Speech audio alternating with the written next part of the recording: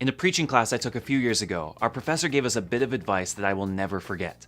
At the start of the homily, our goal is not to capture people's attention. We already have it.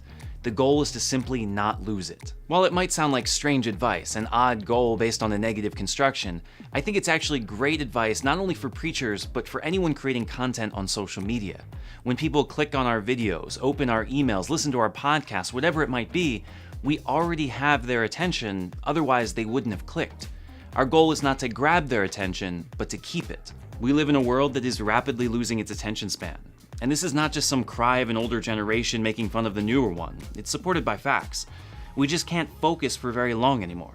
As a result, popular media plays to, and in turn probably contributes to, this problem with fast-paced commercials, shorter segments, faster dialogue, and easy-to-follow transitions.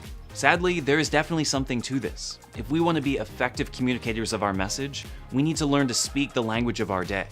I suggest 3 easy points. The first is that you need to speak faster than you normally would.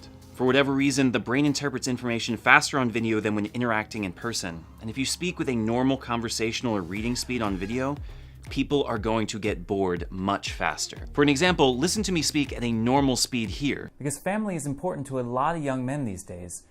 And I guess there's a notion that when you enter, we're just going to lock the door behind you and throw away the key.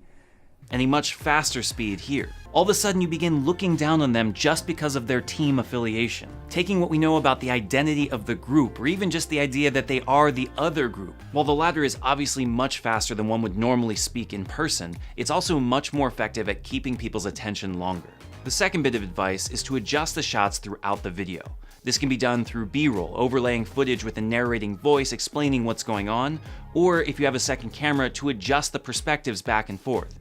Anything that avoids a talking head throughout the entire video will keep attention longer. But even more important than these 2 tips is that you need to get to the point quickly.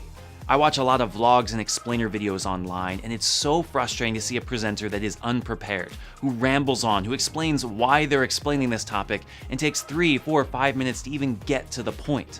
This does not keep people's attention for long. I recommend writing out a script, if not word for word, at least a strict outline so that you can stay on point. You only have someone's attention for so long. You don't want to lose it before you even get to the point you're making. Now, as a side note to this video, I do want to point out that while playing into our culture's short attention span and speaking the language of the day may make us more effective, it may not be the thing that we always want to emulate, especially in issues of theology, things that are serious in nature. There are times when we want to push against the desire of our world to simplify everything down to a soundbite. Sometimes we need long-form interviews. We need thorough explanations. We need in-depth reporting that takes 5, 10, even 30 minutes to explain.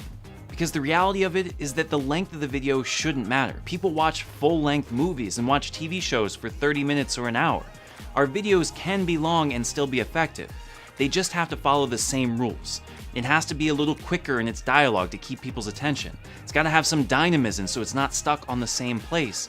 And it's got to get to the point. People have to understand what they're watching, why they're watching, and have some payoff to it. So there you have it.